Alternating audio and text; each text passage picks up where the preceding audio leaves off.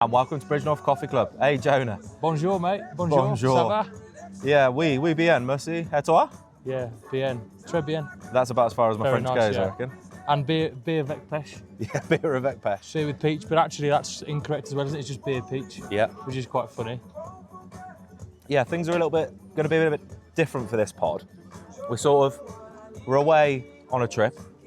We haven't had many comms with back. I'd say that of all the locations we've recorded the podcast from, we've done a few by now. Yeah. This might be the worst, mate. Yeah, this might be the worst. This might be the worst. Horrible here, isn't it? I mean, we've got smoke from a fire pit.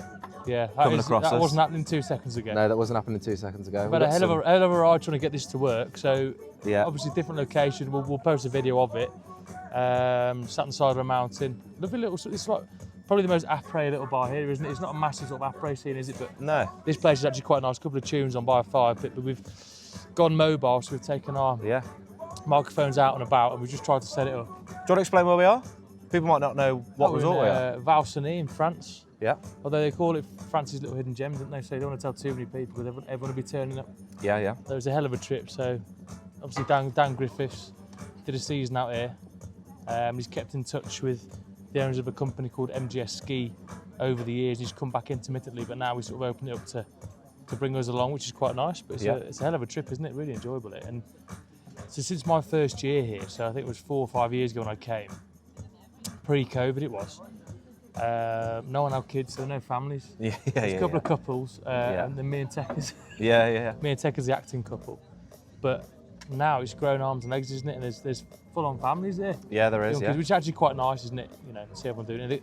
You can get sort of everything you want at this holiday. There's some really cool, not for me because I'm terrible, but some backcountry skiing goes on. The group ski in the afternoon, don't they? Some real nice stuff on the piste. But actually, if you're tired in the afternoon and you don't want to go ripping around all day, you can hang out with the kids, do a bit of skiing with them, which is quite fun to watch them get better and progress, isn't it? Yeah, it is nice. You've got Orla here, haven't you? And she's loving it. Yeah, so we had a nice, we'll probably touch on it a little bit because we're going to do a few ski and chat questions.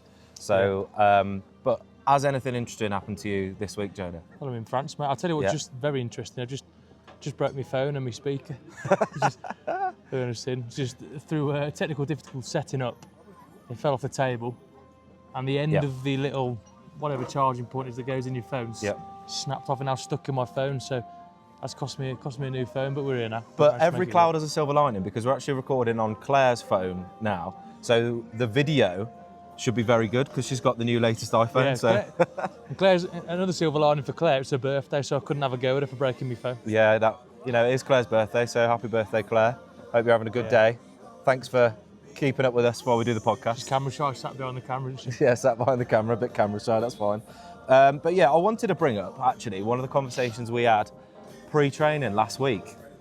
We were sat at Coffee Club with Jack Cole, Evan, me and you, I think were in there. I think it was just the four of us. I know exactly where this is going, I know the conversation. And Jack Cole had actually had a night out on the beers, which is rare for Jack Cole because he doesn't really drink much. And you asked him a question, why is that? I didn't know if he just didn't enjoy the taste of drink or just didn't enjoy the drinking culture or just interested to know. Yeah, so it got me thinking a little bit. And I know we've had this conversation off air a few times. We've sort of said, has the culture sort of shifted at this club in terms of a drinking culture? And where is rugby drinking culture going? Do you know, I think potentially at the club it has changed a little bit since I arrived, but then there's so many factors that go into that. So obviously age is one, we're all getting a little bit older, settling down families, that sort of stuff, and life takes a little bit more responsibility, doesn't it? Yeah. But I'd also say, I could be wrong here, maybe I'm going to say maybe the lads aren't going out who are younger, like the 18 to mid-20 lot, but maybe they are going out, they're just not inviting us, because we're all boring. Maybe there is still a really heavy drinking culture, we're just not invited. Yeah. I was thinking, you said the other day though, the reason why you perhaps maybe don't go as heavy and as hard on the booze is for recovery after games. Yeah, it is, And perhaps maybe you didn't think about that when you were younger. No, I was bulletproof, mate, I felt. From like early 20s. Yeah. I could play rugby twice a week. Yeah. Competitive games, go out twice a week and be absolutely fine. Now after a Saturday, if I go out on a Saturday, I don't recover till like Wednesday the next week. Yeah. And it probably does rock into my sort of recovery and the way I'm acting. And it is what it is, mate. It's good, you know. It was good fun. We sat here with a couple of beers anyway, so we can't talk too much about it, can we? Yeah, that is true. I'll tell you what, mate. Actually, this is a sidetrack. My first night here was pretty heavy. Yeah, it was. Got this. I can't remember what the beer was called, but the old get drunk beer quicker. We'd been to there's a bar here called La Bella. It's sort of where everyone goes after they've been skiing. It finishes just off the slopes, doesn't it? Yeah. And they've got this beer on tap. And I saw someone coming out with it, but it's a beer, but it looks massive, doesn't it? The glass it comes in. Yeah, it's a slanty glass, isn't it? I think it's only a pint, but actually, anyway. So I think Caitlin had one before me, and she was absolutely cut, mate. I thought, well, if I'm going to do it, might as well do it properly. So I ordered one as well. Yeah. And I was like, well, if Caitlin smashed off it might just get me to the right point. Little did I know, mate, it would nail me as well. So then I had one of those and another one of those. Yeah. And then I had a beer pesh, and then what got me again was we went to another bar, and apart from the Fluffy Dragon, obviously my favourite. Yeah. There's another rum called Don Papa that isn't that well known, but I really quite like it, and they had it in this little bar, so I had one of those as well. Yeah. And next thing you know, I can't taste my dinner, can't walk. The best part for me was, obviously I've got Orla, and me and Caitlin have gone, right, we're gonna go to bed now, because we had flown in at like 4:30 in the morning. It was a ridiculous flight, early flight, really tired. So we went to bed early, and we got back from this meal after we'd had all of that alcohol. And we got back, I was lying in bed, and all I heard was rattling bog. And Caitlin's like, where's that coming from? There's only one flat rattling bog coming from. The after party's at house. Wow. Yeah. I'm going to release it, mate. I've got a fantastic video of Techers running around topless, mate. Yeah, put that on there. But anyway, circling back to that booze chat. Sorry, mate, yeah. In terms of the younger players at our club, what I've seen a shift in is the younger players at our club don't drink, which is fine. And I'm not saying it's not an issue. What I'm trying to say is I don't know whether younger players coming through or whether COVID has had an impact on rugby's drinking culture for the younger generation. So, for example, the players that are 19, 20, they would have had their COVID time over where me and you perhaps maybe would have gone out as colts. Yeah. So they haven't experienced that.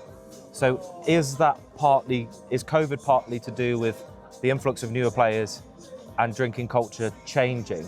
Because me and you and a lot of people at the club would rather go to coffee club.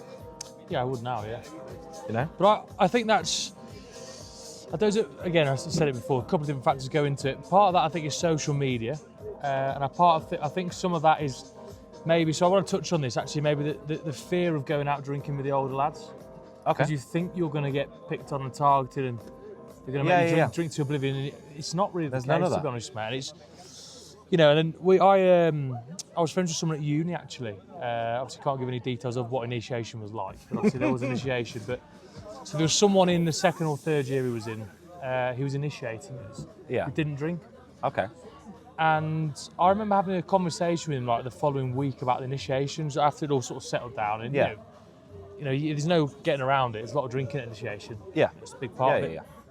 And I was speaking to him. I said, do you not find it weird that all us fresh are just getting abused with alcohol? Yeah. And you're there sober? Do you not find that as a weird thing? Yeah.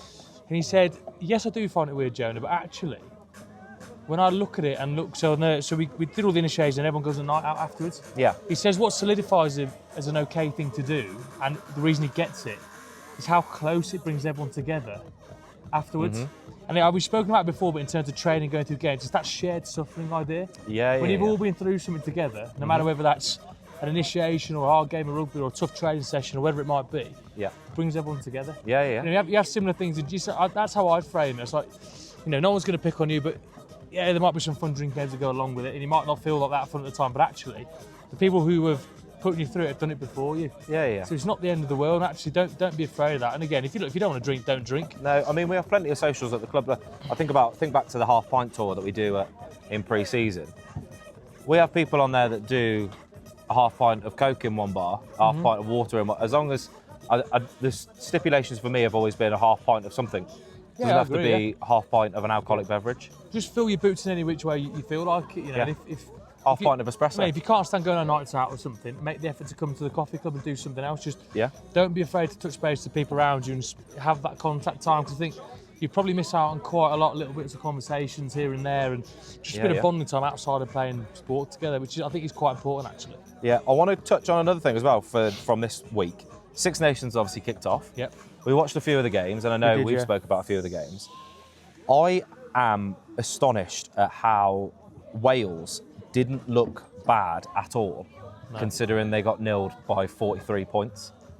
Wild, isn't it? You think that actually the standard Welsh rugby wasn't like you're looking at them going, oh, they're awful, they deserve to lose that much. I think France were just incredible. Yeah. They just looked untouchable. They did. From 1 to 15, and the bench they brought on. Yeah. Just different gravy. Well, we have got quite a funny story from this week, from going in collecting some pizzas, about how we got absolutely ruined by some French people. Yeah, it's always bad, isn't it, when you're getting torn to pieces by someone and English isn't even their first language. Yeah, absolutely. We were ripped, weren't we? You could start. No, it's your thing, mate. It's not really my story, mate. You're also involved in it. No, I was involved in it. So we'd ordered pizzas, didn't we, on second night here? Yeah. Second night here. Yeah. We ordered pizza, everyone, but it was a big pizza order. So me, you, and Tekkas went to go pick it up. Walked down to the road to this pub, and as we go in, there's just two French blokes there, and it was quite obviously French. One of them had a berry on, didn't they?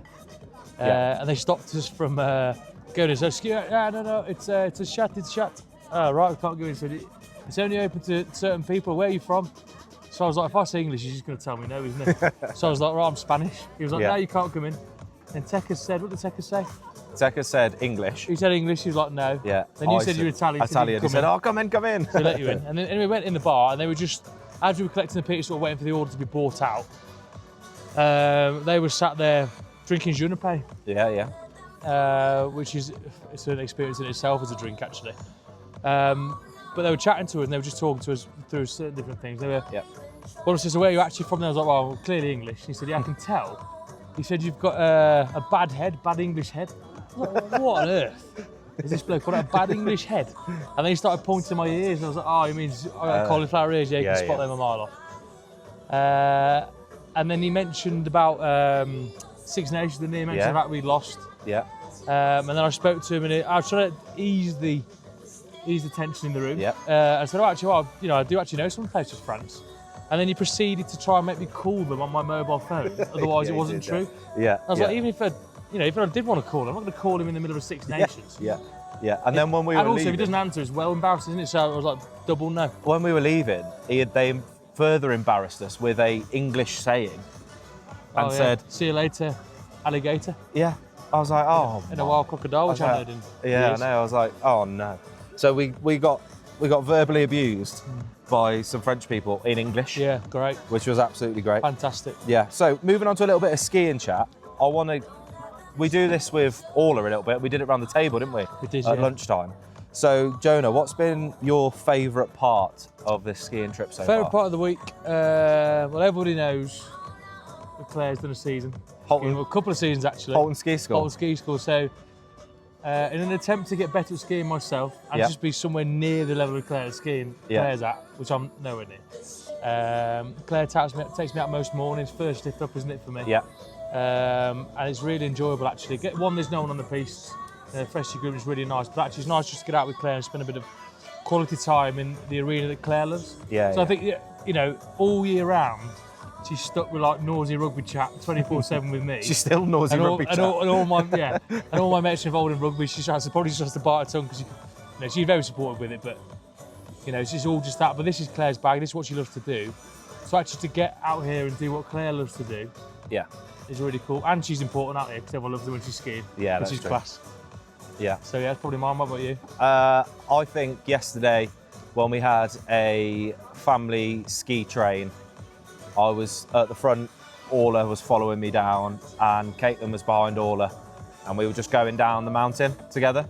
Yeah. And it was just wonderful to have our whole family. I mean, Caitlin was really apprehensive about going skiing before, and Orla is new to skiing, and it was just beautiful to see us all go down the mountain together, and that was just a nice moment. Special little memories there. Yeah, really. And really I nice. do want to stress to people that a lot of people that I mentioned to go skiing with young families, they're a bit apprehensive about it. It's actually one of the best experiences to have with a child, in my opinion, because they pick it up so quickly and they are so resilient, and it is beautiful to see them just absolutely getting something. And there's no better feeling, I think, than going down the mountain with you start to see like really cool little moments. Obviously, I've not got kids, but like with all the other kids around, you see little cool moments where when they're going their first ever ski school, Yeah. they're already nervous. There's probably a couple of tears. They aren't happy with it. But then you'll be sat there having a coffee or having a beer or having some lunch. Yeah. And the kids will be tucking at your jacket or something because they want to go and put their skis on Yeah. and go out skiing. It's really nice just to see them enjoying it. Yeah, so this is our second ski relevant. trip, and Orla keeps going, when are we going to go skiing again? When are we going to go skiing again? So it's great.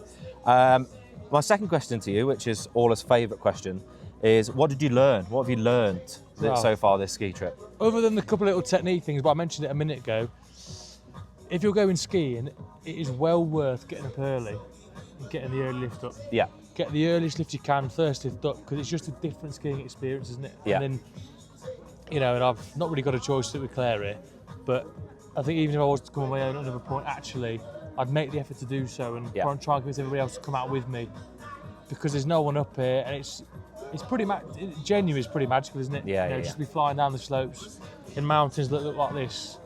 And I think when you're on holiday, especially in places like this, you sort of take it for granted a little bit sometimes. So if you're a little bit hungover, a little bit tired, but in a week's time, mate, we're back home, back to the norm. Yeah. You've got to make the most of it. So that's probably what I've learned. It's always worth getting up early. How about you? Nice. Go a bit faster. Yeah. I think have a bit more of straight skis down the mountain to pick up a bit more speed on a turn, because it makes things a little bit easier. That's not for everybody. If you're learning, if you're a beginner, stick to what you're comfortable with. But for me, I think that's one thing that I've learned a little bit this time round, is to pick up a bit of speed. Yeah, nice. And just follow the people that are in front of me. What's been your funniest part? Last one. Funniest part, mate. I'll tell you what it might be, watching you fall over, mate, stitch you up here, mate. That was going to be my funniest part as well, to be fair. Watching that ski of yours pop off, mate, and watching you slide down on your bum on one ski. We could probably put the video up as well. Yeah, then that bloke having to stop and get your ski back to you, that was pretty funny, Je mate. suis désolé. Yeah, I don't think talking about it would do it justice, mate. I just have to watch you struggling on video. Yeah, I'd have to watch you struggling on the video. Basically what happened was I clipped my back ski and I ended up going backwards down a red. And I was going backwards down a red, so I thought, what am I going to do here? So I just leant forward as far as I could until till a ski popped off. And then it just was going straight down the mountain. Yeah. Right, bit of rugby chat. I know we've got to do it while we're here, because it is a rugby podcast. Great win for the first team. Yeah, good win against Kenilworth, wasn't it? Yeah. All bit aside the struggling, but again, it's I've watched the game back now. There's some real good bits of rugby in there, and what I liked about it was that even though we were winning fairly comfortably, the little 1%ers, little 50-50s, we were still going for. We were still trying to win. Yep. I think there's a big part of it is actually, just because things have gone well doesn't mean you just settle there. You should always probably try and keep pushing, because next week there's another challenge around the corner. Yeah. I think we're probably well within our scope, traditionally, just to start cruising at that point. But I don't think we did during that game. Probably in patches, as anyone would. But for the most part, the team were real keen to sort of push on and get the best score and best result they could do, which is positive to see. Yeah, I think it's great to see, other boys slotting in, filling in. We've had a few injuries, a few people away, and different side, but obviously all clicked together and was great and really, really went well. So it's good to see that result. Obviously the Bulls won as well. Yeah, Bulls got a great win. Another good win, mate. Yeah, another really good win. They're flying. They're again one of the success stories of the year. The Bulls are doing really, really well, and it's great to see that they're continuing their trend.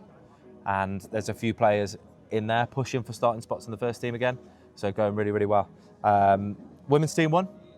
Undefeated still. Yeah, they're 9 points clear. They are something special this season, that women's team. Yeah. I've had the privilege of being involved in some of their training, and, watching their games. That's because you want the glory. I don't want the glory, mate. I don't need any of the credit, mate. In fact, do you know what I've noticed, mate? I don't really know how much input I'm really giving them, because they're that good.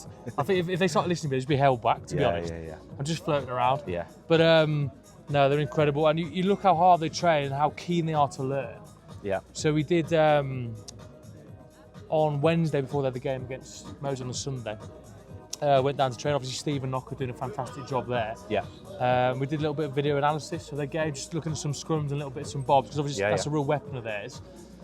But there's a couple of little bits in there, take it from being 95% of where it could be to 100% operating. And the buy-in and the attention to detail was incredible. No one was like, no one moaned, no one was in, any issue with looking at the feedback or took anything personally. It was just like, yep, I've seen it, we could fix it, let's go out and do it. So on the pitch when they were doing it, the level they're operating at is phenomenal. So Yeah, even bigger things to come from that women's team. But that for me is a success story of the season. Yeah. Full credit to them, they're flying.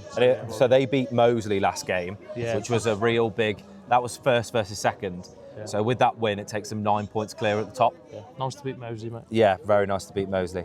And a bit of a shout out for the M&Js. So the under-11s suffered a rare defeat to Bromsgrove on Sunday, but a shout out for player of the match, Theodore Owen.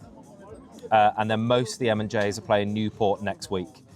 But what's really nice on here is this comment. It's really tough to watch them lose, but I know they took on board yours and Jonah's words after the Stourbridge game, because a good few of them were saying, hey, it's not the end of the world. Even good teams lose now and again. It's nice to hear, isn't it? Yeah, it's nice to hear that some of the people are taking on board what we're saying, and that is a true point. We just mentioned it there about Wales.